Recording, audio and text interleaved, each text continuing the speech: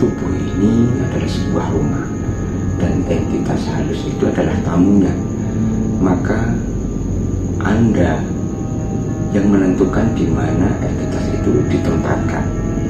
Apakah cukup ditempatkan di teras saja, di kamar tamu saja, atau semua ruangan?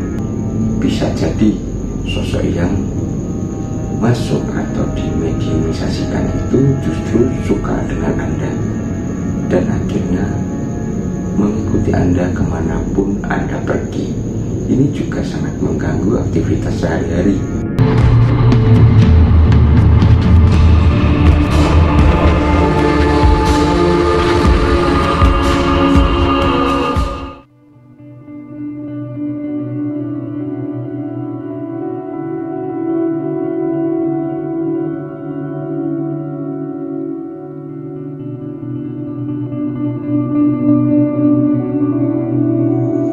Hai Sobat Rasional dimanapun Anda berada, pada kesempatan ini saya akan membahas mengenai mediumisasi. Apakah berbeda dengan kerasukan? Untuk kita mengawali episode kali ini, jangan lupa klik tombol subscribe, like, share, dan komen agar channel ini lebih berkembang.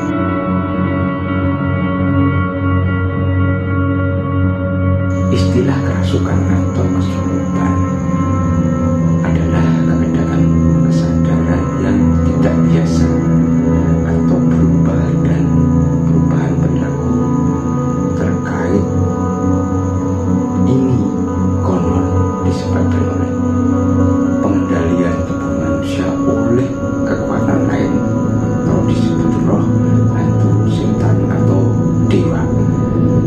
Konsep kerasukan roh atau entitas gaib ini seringkali kita dapat jumpai dalam banyak budaya dan berkaitan dengan agama, termasuk juga agama Buddha, agama Kristen, agama Hindu, Islam, dan kepercayaan tradisional yang berkembang di daerah Asia Tenggara bahkan sampai Afrika. Ada sebuah penelitian yang dilakukan pada tahun 1969. Saat itu didanai oleh National Institute of Mental Health. Jadi memang berkaitan dengan kesehatan mental. Kepercayaan mengenai kerasukan ditemukan pada 74% dari 488 sampel masyarakat yang mewakili dari berbagai belahan dunia. Masyarakat dengan kepercayaan tertinggi ditemui dalam budaya di area Pasifik, dan kejadian kerasukan terendah ditemui pada penduduk asli Amerika di Amerika Utara dan Amerika Selatan. Saat gereja-gereja Kristen, Pentakosta, dan karismatik pindah ke wilayah Afrika dan Oseanik, alkulturasi kepercayaan dapat terjadi.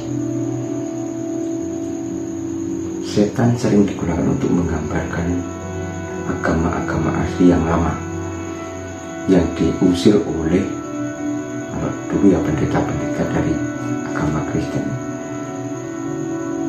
Nah, ini kaitannya apa dengan mediumisasi? Karena seringkali peristiwa kerasukan ini disamadengankan atau disamakan dengan mediumisasi. Lalu bagaimana dengan istilah mediumisasi atau mediasi? Kalau mediumisasi merupakan proses memasukkan makhluk halus ke dalam tubuh secara sengaja. Dalam hal ini adalah kesengajaan. Tapi ada tapinya. Sebelum proses medium ini, Anda harus mengecek dulu apakah sosok ini aman untuk dilakukan mediumisasi. Artinya tidak sembarangan dalam melakukan mediumisasi. Karena jika sembarangan akan berefek.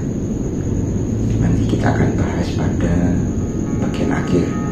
Apabila sembarangan melakukan mediumisasi terhadap makhluk atau entitas yang tidak kasat mata, ada baiknya jika sebelum melakukan mediumisasi ini berkomunikasi batin dengan sosok yang akan dimasukkan ke dalam tubuh.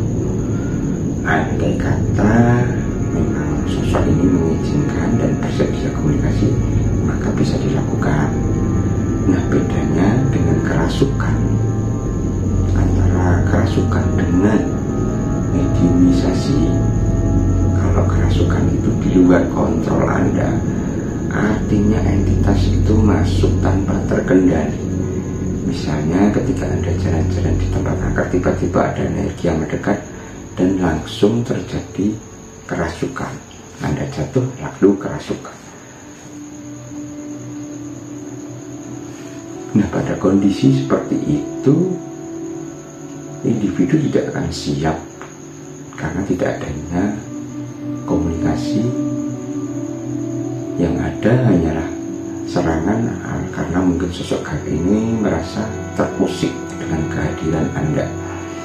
Itu jelas akan menguras tenaga jika kondisinya seperti itu. Berbeda dengan mediumisasi, ini akan tidak secapek kalau kita kerasukan, karena total tubuh kita kalau kerasukan itu akan dikendalikan oleh entitas tersebut. Nah, pertanyaannya, apakah mediumisasi ini akan bisa mengarah ke kerasukan? Jawabannya bisa, bila kondisi individu sedang dalam kondisi tidak fit, artinya mungkin kecapean. Sementara sosok gaib yang masuk ini memiliki power yang dominan. Itu bisa jadi kerasukan karena tubuh ini diambil alih. Sementara sukma individu akan berada di luar tubuh pada saat itu juga. Bisa disimpulkan bahwa mediumisasi itu berarti berbeda dengan kerasukan. Ibaratnya tubuh ini adalah sebuah rumah dan entitas halus itu adalah tamunya. Maka Anda yang menentukan di mana entitas itu ditempatkan. Apakah cukup ditempatkan di teras saja, di kamar tamu saja, atau semua ruangan? Nah, kalau semua ruangan artinya semua rumah itu berarti itu adalah posisi atau kondisi kerasukan. Seperti yang saya katakan bahwa mediumisasi ini juga ada efek sampingnya apabila kita tidak siap atau tidak melakukan pembersihan setelahnya. Yang pertama, ini yang pertama ya, efek secara fisik itu punggung akan terasa sakit karena sosok tersebut masuknya melalui bagian belakang merapat hingga tengkuk. Disitulah kendali berasal, yakni pada bagian saraf, tepatnya di medula oblongata atau otak kecil yang mengontrol pergerakan. Jika ini cukup tak terkendali, maka terjadilah kerasukan. Artinya tubuh Anda dikendalikan secara total. Efek yang kedua, ini secara mental. Jelas Anda akan merasakan apa yang dirasakan makhluk halus. Misalnya sosok tersebut ini merasakan sedih, Anda akan merasakan kesedihan yang dialami oleh makhluk tersebut. Nah, ini juga harus dikondisikan, artinya agar residu tersebut tidak berlarut-larut menempel, karena bisa membuat Anda dalam kondisi delusi. Apa itu delusi? Delusi artinya tidak bisa membedakan imajinasi dan kenyataan. jika akut bisa berimbas pada mental Anda, artinya bisa menyerang kewarasan. Nah, yang ketiga adalah efek secara metafisika. Bisa jadi sosok yang masuk atau dimediumisasikan itu justru suka dengan Anda dan akhirnya mengikuti Anda kemanapun Anda pergi. Ini juga sangat mengganggu aktivitas sehari-hari ketika Anda bersosialisasi dengan orang lain. Anda mungkin malah tidak fokus karena perhatian Anda akan tertuju pada sosok ini daripada orang-orang yang ada di sekitar Anda. Ini bisa menjadi sangat akut jika terjadi penampakan-penampakan atau interaksi seperti bayangan atau mungkin suara, bahkan pergerakan benda-benda di sekitar Anda, seperti yang kita sebut sebagai poltergeist.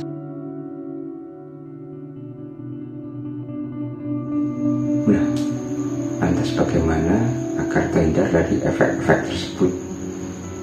Seperti yang sudah saya katakan tadi sebelumnya, yaitu pembersihan. Bisa dengan membuang residu dengan cara meditasi atau berdoa. Secara fisik bisa dilakukan dengan cara mengkonsumsi air kelapa, karena air kelapa ini menetralkan segala unsur-unsur negatif dari yang dibawa oleh entitas yang dimasukkan tadi. Jika memang tidak ada, Anda bisa menggantinya dengan susu segar. Ini juga dapat menetralisir residu yang menempel. Ada sebuah tambahan lagi, yaitu agar Anda mengganti baju termasuk juga celana ketika digunakan untuk mediumisasi, karena bisa jadi karena residu itu bisa menempel pada baju yang Anda pakai tadi. Anda bisa langsung melepaskan lalu Anda cuci dengan air ya biasa seperti mencuci baju pada umumnya. Artinya Anda mengganti baju dengan yang baru.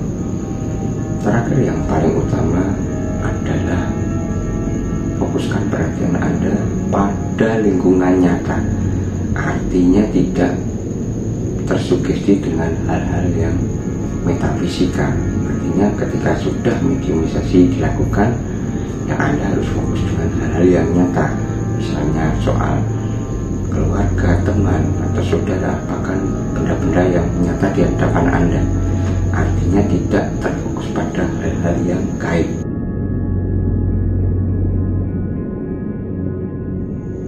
Nah, itu saja yang bisa kami sampaikan.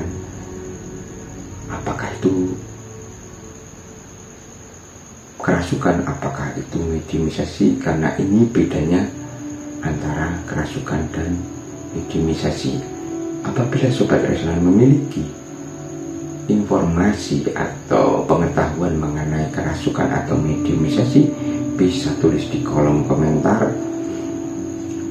dan bisa juga inbox di Instagram kami atau mungkin Facebook kami. Oke, akhir kata, jika saya atau kami memiliki salah-salah kata ataupun menyinggung Anda sekalian, saya mohon maaf sebelumnya. Jangan lupa klik tombol subscribe, like, share, dan komen agar channel ini lebih berkembang.